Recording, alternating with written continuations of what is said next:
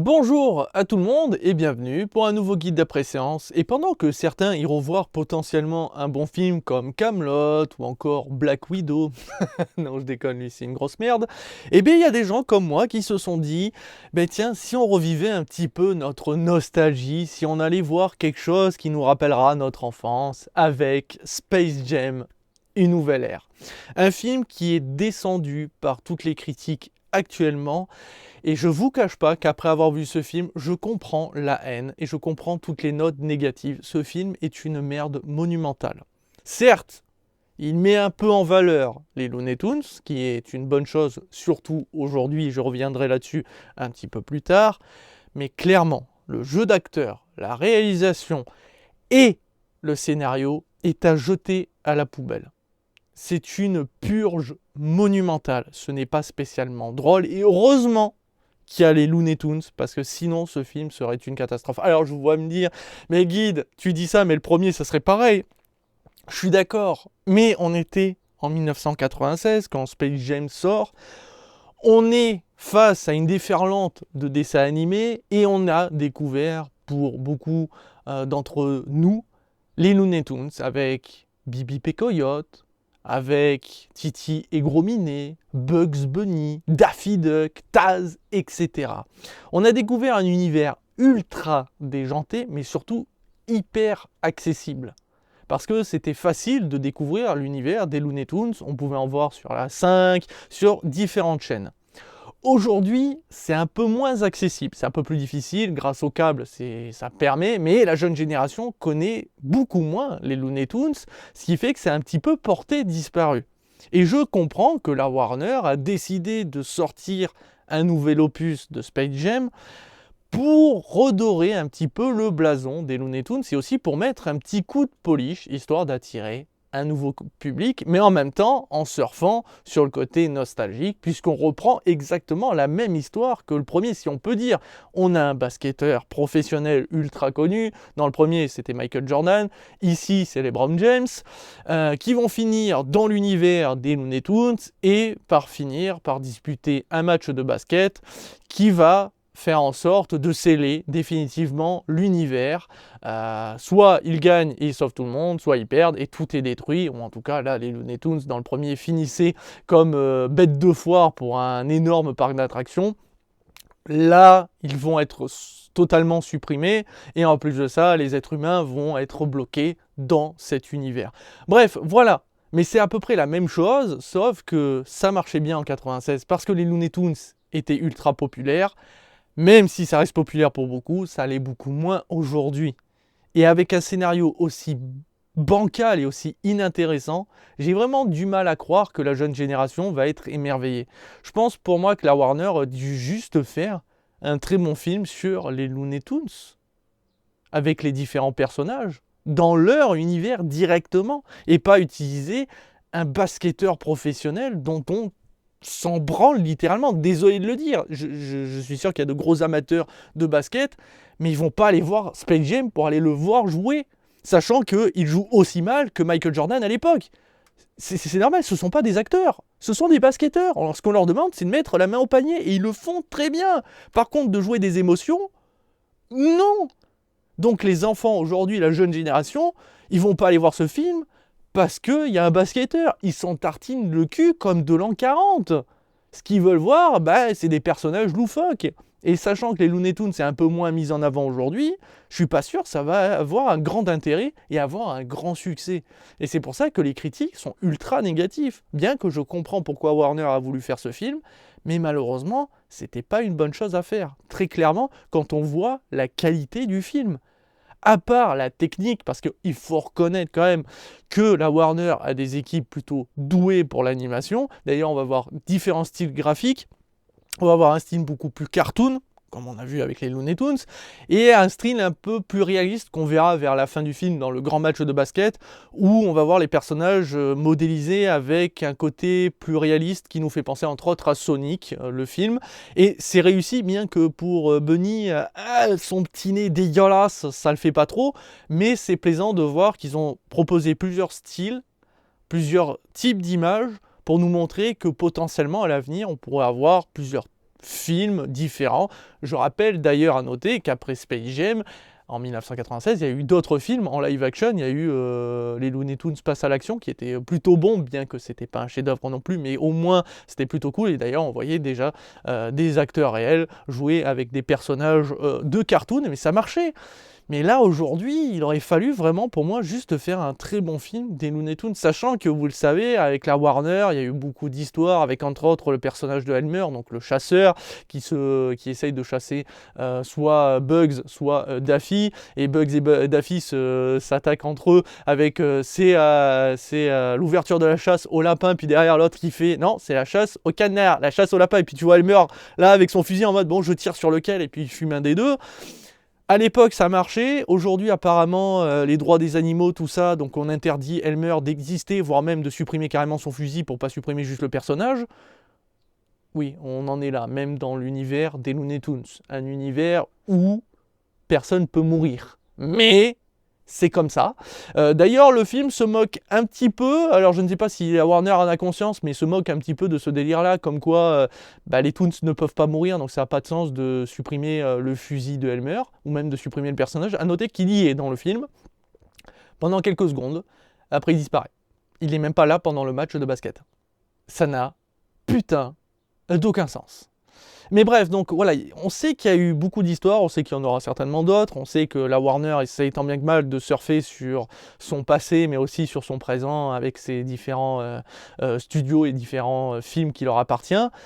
Mais voilà, là pour moi, c'est pas mettre en valeur les Looney Tunes. Bien que quand on est dans le film, quand on va être amené à voir les Looney Tunes, il faut attendre quand même presque 25 minutes pour en croiser un. Puis après que Bugs et les Broms vont aller chercher d'autres Toons dans les différents univers de Warner, comme par exemple Metropolis avec Superman, mais on va croiser Superman et les Toons, c'est assez drôle. C'est dommage, c'est qu'il y a plein de possibilités et plein d'idées intéressantes montrées dans le film. Soit elles ne sont pas du tout exploitées, soit elles sont sous-exploitées, c'est-à-dire qu'on les voit que pendant quelques secondes, et c'est dommage parce que le film a un potentiel de vraiment voir les Toons plus les Broms se balader dans les différents univers de la Warner, que ce soit Superman, Batman, mais avec par exemple le vrai Batman en live action normal, et tu vois les Toons en train de se battre contre lui ou contre le Joker. Il y avait vraiment un potentiel de fou, mais forcément c'est un film destiné avant tout aux enfants et surtout à une génération assez nouvelle, donc il ne faut pas en demander trop. Ils montrent juste leurs différents films qu'ils ont proposés ou déjà créés, etc. D'ailleurs, pendant le match de basket, on va voir différents personnages, que ce soit les personnages de Matrix, que ce soit ça, le clown, littéralement. Enfin voilà. Il y a de bonnes idées, mais sous-exploitées, voire parfois même pas du tout exploitées, et c'est vraiment dommage. Après, les Toons, eux, sont là, sont présents, ils font ce que font les Toons en général, ça marche plutôt bien, sauf qu'on est obligé de le comparer au premier film, et le premier film est largement au-dessus, et celui-ci est nul, parce que, malheureusement, l'histoire, elle est naze. Et en plus de ça, le réalisateur est extrêmement mauvais. Bon, le réalisateur, on en parle vite fait, hein, c'est Malcolm Dilly. Il a fait quelques films, dont Girl Trip, Barbershop 3, Scary Movie 5. Ah bah oui, pas le meilleur non plus. Hein. Bref, c'est un réalisateur de très mauvais films. Un de plus dans sa filmographie, il s'en fout, il est payé quoi qu'il arrive. Mais c'est quand même triste de voir que la réalisation est quand même plutôt mauvaise. Certes, la technique, hein, je parlais de la modélisation, est très réussie, mais c'est pas lui. Lui, il fait que filmer, et c'est très mal filmé, hein, on va pas se le cacher, c'est une purge à regarder, surtout le match de basket, et c'est fort dommage. Mais c'est surtout l'histoire du film. Donc en gros, les Broms, hein, Monsieur King, ça fera sourire certainement certaines personnes de mon Twitch qui me suivent, donc surnommé le King, a une famille, sauf que quand il était plus jeune, on lui a appris que quand on est doué dans un domaine, comme par exemple lui dans le basket, il faut se donner à 100%, et que tout ce qui pourrait le détourner de sa mission, donc en gros devenir le meilleur basketteur, il doit l'oublier. Donc en gros, le jeu vidéo. Puisque lui, on lui a à un moment proposé une Game Boy. D'ailleurs, un pote à lui arrive et lui dit tiens, je t'offre ma Game Boy parce que moi j'ai la nouvelle en couleur, donc tiens, je te la donne gratos. Putain, j'aurais aimé avoir des potes comme ça. Mais voilà, donc il a commencé à jouer au jeu, sauf qu'il avait un match de basket, donc il a fait son match, mais il a raté un panier. Et en gros, son coach lui dit, tu vois, si tu n'avais pas joué aux jeux vidéo, ben, tu n'aurais pas raté ce panier. Donc tu dois arrêter tout ça, tu dois arrêter le divertissement et te concentrer uniquement sur le basket. Et c'est ce qu'il va essayer d'inculquer à ses enfants, et forcément sur ces deux gosses. Il y en a un qui vit que pour le basket, donc il est chouchouté, il est aimé. Et le deuxième, bah, c'est un peu le petit canard, le vilain petit canard, qui est là, qui aime le jeu vidéo, mais qui aime aussi le basket, sauf qu'il aime beaucoup plus le jeu vidéo et qui voudrait se donner à fond là-dedans, puisqu'il a créé son propre jeu vidéo à 14 ans quand même, qui est aussi du basket, sauf qu'il nous a fait un FIFA Street, mais un basket street, où en gros l'objectif c'est que marquer des paniers, ça rapporte quelques points, mais faire des figures pour marquer un panier rapportera 2 fois plus de points. Son père ne comprend pas, alors qu'il voit bien qu'il est extrêmement doué et tout, mais il ne comprend pas parce que il voudrait que ça soit un basketteur. Et c'est ça, c'est que le film nous montre la morale, que c'est pas aux parents de décider de ce que les enfants doivent être ou doivent faire, c'est les enfants qui doivent décider par eux-mêmes. Et s'ils ont une passion qui n'est pas celle qui correspond à la vision du parent, le parent quand même doit le soutenir. Et ça va être ça, la morale, bla bla bla. Alors certes, c'est cucul la praline, ça fonctionnerait bien, sauf que bon, avec le jeu d'acteur déjà de tous les acteurs, hein, que ce soit les plus jeunes, donc c'est les enfants de les Broms ou les Broms, c'est une purge, mais c'est surtout derrière. En gros, la Warner va inviter les Broms et son fils à aller dans les studios pour découvrir qu'ils ont créé un algorithme, une intelligence artificielle qui est capable d'avoir des idées ultra impressionnantes de films, etc. Et celle-ci, qui n'est autre qu'incarné par Dom Shedley, pardon, je ne sais pas le prononcer, oui, un grand acteur là aussi. Le pauvre, il joue un personnage totalement ridicule, un des méchants les moins charismatiques, mais bon, voilà, va avoir une idée lumineuse, prendre LeBron James et le mettre dans plein de films de Warner, que ça soit Batman, et il va incarner le méchant de Batman. Sauf que LeBron James, quand il va voir ça, il va dire c'est l'une des pires idées du monde. Et là-dessus, j'ai envie de dire c'est vrai. Parce que quand on voit le jeu d'acteur déjà de LeBron James dans ce film-là, je ne l'imagine pas incarner un grand méchant dans Batman ou Superman, n'importe quel film de Warner. Donc c'est assez drôle, mais forcément l'intelligence artificielle est vexée et ne comprend pas. Donc elle va se venger et, par on ne sait quel miracle, prendre LeBron James et son fils et les transférer dans son univers à lui et les bloquer. Il va faire aussi en sorte d'utiliser la tension qu'il y a entre le fils et LeBron et son père pour exploiter la faiblesse du fiston qui est aveuglé parce qu'il veut prouver à son père que voilà, et comme il a un peu de la haine, il est prêt à tout pour se battre contre lui, et donc il va le caresser dans le sens du poil, donc l'intelligence artificielle, pour former une équipe de basketteurs et affronter son père qui va aussi devoir créer une équipe, et celui qui gagnera sera libre quelque part, puisqu'en gros LeBron James, s'il ne gagne pas, il est bloqué à vie dans cet univers, son fils aussi en fait en réalité, mais ça il le dit pas, enfin voilà, c'est ça. Sauf qu'en plus, forcément les Looney Tunes vont participer à ce match de basket comme dans le premier, puisque Bugs Bunny se retrouve un petit peu seul, puisqu'en gros l'intelligence artificielle est parti dans les divers univers de Warner et a exploité les différentes licences et a entre autres proposé aux Looney Tunes de se balader, d'être libres et de ne pas rester dans leur univers qui est finalement le bas-fond. D'ailleurs, même le film Warner le dit littéralement, c'est les bas-fonds les Looney Tunes aujourd'hui. Et c'est vrai, c'est une licence un peu portée disparue, vous voyez, c'est plus trop mis en avant, ce qui est fort dommage. C'est d'ailleurs pour ça que ce film existe, pour pouvoir les mettre aujourd'hui en avant, pour pouvoir à nouveau les réexploiter. Vous connaissez un peu les... merde, comment ça s'appelle ? Les Animaniacs, hein, qui était un dessin animé extrêmement incroyable que je vous invite à découvrir si vous avez la chance de trouver quelques épisodes. Les Animaniacs, c'était littéralement le dessin animé qui se foutait de la gueule de Warner, mais c'était fait par Warner, mais c'était un truc incroyable. Et d'ailleurs, normalement, il est supposé avoir une nouvelle saison des Animaniacs, ce qui a été annoncé. Donc voilà, vraiment, tu sens que Warner veut tout dépoussiérer, et c'est pour ça que les Looney Tunes, là, sont portés disparus, mais vont revenir normalement grâce à ce film, et grâce à d'autres choses qui est en préparation, normalement, sauf que là, ça va pas être le cas vu la qualité de ce film.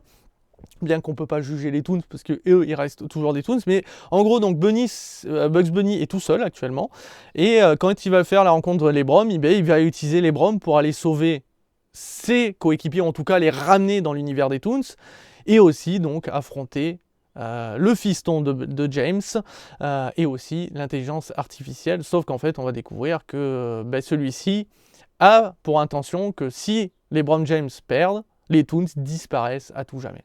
Donc c'est pas la première fois, forcément, vous vous doutez bien, parce que dans le premier film, il y avait un petit peu cette idée-là. D'ailleurs, ils font beaucoup de références, enfin pas énormément, on voit les extraterrestres d'ailleurs dans ce film-là, ils apparaissent 2-3 secondes, mais en plus, ils font quelques références en mode mais ça me dit quelque chose déjà, cette histoire, on n'avait pas déjà fait un match de basket, bon voilà, ça peut être comique pour ceux qui connaissent l'histoire du premier, pour les autres, c'est en mode, et alors qu'est-ce qu'on s'en branle, mais voilà.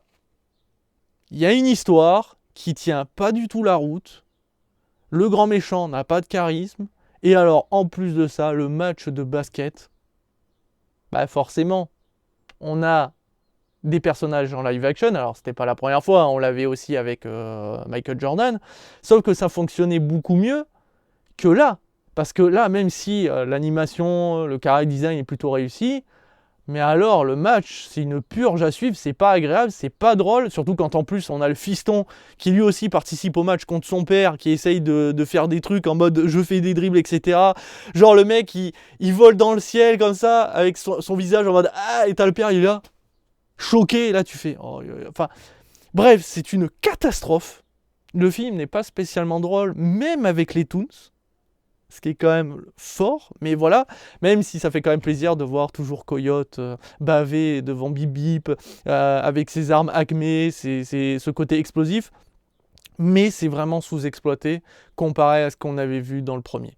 Le premier est à des années-lumière, c'était peut-être pas un chef-d'œuvre, mais à la limite, si vous voulez faire découvrir les Looney Tunes et que vous hésitez à montrer ce film-là, donc Space Jam, Une Nouvelle Ère, à vos enfants, ne le faites pas. Montrez-leur soit les Looney Tunes, donc les dessins animés Taz, Bibi et Coyote, etc. Soit vous leur montrez le premier Space Jam. D'ailleurs, à noter que par rapport au fait qu'il y a certains doubleurs qui ne sont plus aujourd'hui encore en vie, apparemment il y a une réédition du premier Space Jam où ils changent totalement le doublage français avec les nouvelles voix qu'il y a actuellement, ce qui est fort dommage parce que le doublage français du premier était vraiment qualitatif. Donc c'est pour ça que je vous inviterai plutôt à leur montrer le premier film. Il a plutôt bien vieilli, et sachant que les animations étaient toujours aussi folles et sont encore folles aujourd'hui.